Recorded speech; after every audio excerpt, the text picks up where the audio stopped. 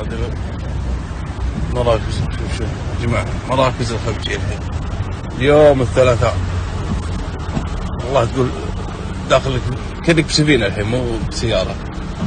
اليوم الثلاثاء 17/1/2023. ما شاء الله تبارك الله.